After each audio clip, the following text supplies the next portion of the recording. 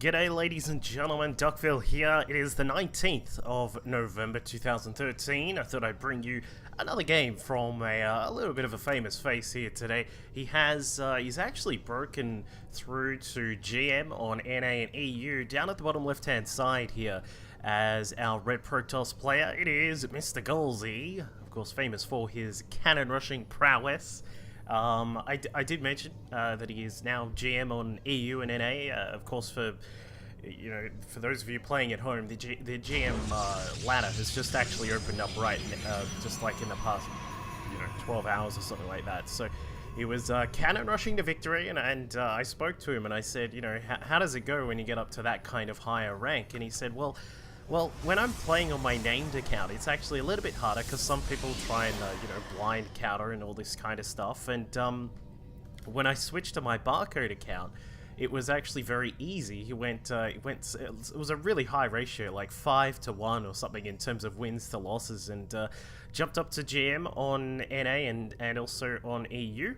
And we'll see how he goes here today. Obviously sending out that probe to investigate his foe over on the top right hand side of the map. Over here is our blue Zerg player from aAa. I'm not sure who that is, I forgot to check. It is BsK. He'll be opening up with a pull first, which is alright, and we'll see how that affects him here. Now, when it comes to Derelict Watcher, this is another map where dual pylon rushing is, to block off is quite a very, very viable kind of strategy here. You put this first pylon down, then what you want to do is you want to keep this one, going up as quickly as you can, and then you put down that second one. You may think, well, surely you can run through this little bit here, Dougville. Well, no, you actually can't. So this has been around for a long, long time. I'm sure many, many Protoss players know about it. It's just that no one's really had too much of an issue with it. Now, what you do normally have an issue with on this map is that it can be spotted quite quickly. Of course, BsK, it's not really that far away from his main base, but as you can see, Gaulzi is actually able to get down a second pylon. Not very quick on the attack there with those drones. Unfortunately, what BsK did wrong there, just for you, if you're wanting to try and defend against this thing in future, he actually had simply right-clicked on the pylon instead of attack-clicking into it, where if the drones had actually been attack-clicked into it, then they would have tried to get in, and they should have, from what I understand of how the positioning there would work, is they should have gotten in the way of the pylon. But now, Gaulzi has gotten his first cannon up. We're going to start up another 4 more just to make sure that everything does go down smoothly. And as you can see, BsK going to try and respond by getting some static defense of his zone. Gaulzi trying to put a little bit of hurt into these spines to make sure that they have a little bit less health than they normally would. But as you can see, the first cannon is now up for Gaulzi at the front line defense. Now cannons 1, 2, and 3 are just about up. We are going to lose a couple of these cannons here, but the spines have been taken care of for the most part. Now the problem for Gaulzi here in this position is that a couple of these are actually just slightly further forward. So if BsK is able to pick up a couple of these spines and actually keep them alive, then he may be able to sort of, 2v1 or 1v1 some of these cannons and eventually poke them all down. But Gaulzi will have a very superior position for the moment back at home. As we can see, does have a gateway coming up along with an assimilator. He is going to be effectively walling this position off. As we can see, we have got just a wall across here. We'll probably see a cannon go down, and with Lings now on the way across the map, it is a smart decision to put at least one cannon down. But Gaulzi is going to, almost take out that queen there. BsK needs to be very careful with that queen. Now he has finally gotten his gas up. He certainly does need to get some gas. Of course, it is very, very hard to deal with 5 cannons like this, but some roaches could certainly be able to deal with that slowly but surely. But the problem is that as a Zerg player, you're still stuck on just the one base with no natural, and your Protoss opponent eventually picking up the cyber core. It puts you in a very difficult position. But now BsK is going to run forwards. He will find that there is a cannon here for defense, in fact losing 2 of his Lings there. That was completely mismicroed by BsK. But, I mean, it is very hard to deal with this thing, and in fact, he does actually lose some of these Lings back at home as well, losing a couple more there to those cannons. BsK going to throw down a hatchery. We would like to see normally you'd want to see a Roach Warrior, but the problem is that he's having a lot of trouble bringing some minerals in. Of course, we did dump quite a lot into that hatchery, but now we're going to see some Lings and some more drones now pop out. Gaulzi is going to Nexus, because Well, why not? I mean, put a Nexus down.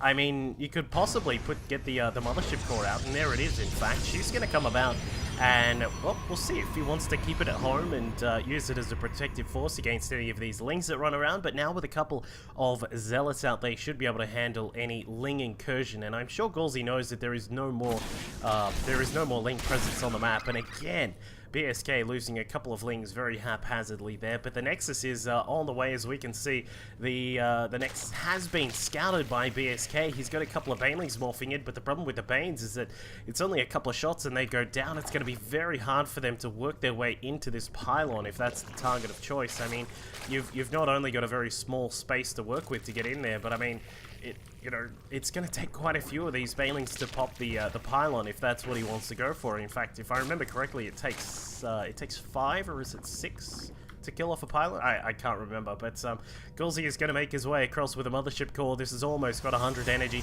The Nexus has completed. I'm not sure whether that was intentional timing or not, but now he can lay down the Photon Overcharge. The in-base Cannon Rush Nexus Photon Overcharge Cannon Rush thing is what we've got here for Gaulzi. I mean, a player of his caliber, someone who certainly has utilized the Cannon Rush to its fullest extent. This is, I suppose this is the furthest extension of something to that particular degree. The Mothership Core now coming in to take care of the Queens. The Zealot, of course, tanking the front, very nicely done.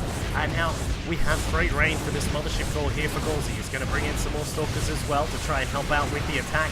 Banelings will come forwards. Yep, it's around about 6, I believe, to take care of the cannons. And now, as we can see, Gaulzi, well, he's going to lose his position here, but at what cost? The big question we have to ask. Of course, quite a few workers have been killed off, but many of those Stalkers did die, and now we have Gaulzi in a position. I mean, he's still in a fantastic position. It looks as if the Mothership Core may get... Nope, does get away. Got about 50 health left over. He could probably protect this this Nexus here. I would love to see him dump some of the Chrono over into these gateways to make sure that his production is on key. Not to mention, you don't want to waste this Chrono. It's helpful Chrono to have. I mean, if you're able to get out a few more Zealots, a few more of those Stalkers as well, and then just push forwards. I mean, this is going to turn into a very, very standard kind of 4-gate here. Gaulzi running around trying to chase after those Lings. There's too many Lings to sort of directly engage, like as just sort of a one Zealot kind of thing, but if you can get in there with all of them and surround the Lings properly like that, I mean, that was just a horrible engagement for BsK. Back at home, we can see that Gaulzi is attempting to get some more pylons up to establish another cannon here. In fact, a probe came out and dropped down one of those pylons. They will get cancelled though, deciding that he will want to try and, well, I mean, just do this the very standard kind of way. Run the units across the map. That is a lot of Zealots now coming across for Gaulzi. The worker count is 23 to 14, and, well, we will see the Nexus go down, so I mean, that's a good sign there for BsK, but at this point, I mean, when you've got so many Zealots now making their way forwards, a Baneling is going to try and morph in. A good Bane hit can certainly dispose of a lot of the shields on these Zealots, but I mean, this is a point where, personally, I would have tried to go for Roaches myself, just because they're a little bit more versatile. Of course, they are certainly a problem to deal with when there's a lot of Zealots, or whether, Stalkers came about as well, but I mean, at this point, it's not really a big issue here. I mean, obviously, Gaulzi is going to be able to take this one after a very successful cannon rush into a Photon Overcharge rush, and we can see now that back at home, we still have just got the economy slowly cranking along. Just the 15 workers on the minerals there. Not to worry about too much economy here for the Icelandic Protoss Cannon Maestro. He's going to finish off a few of these Lings with the Mothership Core. Double pylon will go down, and that will probably be it, as the first warp in is about to get started here for Gaulzi. There it is. Just a few Zealots are going to warp in. Of course, the 4 of them on the way. They slice up those Lings extremely quickly. BsK trying to get rid of the pylons, but there is just way too much coming in. 8 Zealots are now on the way here for Gaulzi. We can see that there are going to be a bunch of Banes. Like 8 Banes is pretty handsome to have against this kind of unit mixture. A few of these sentries are going to come through.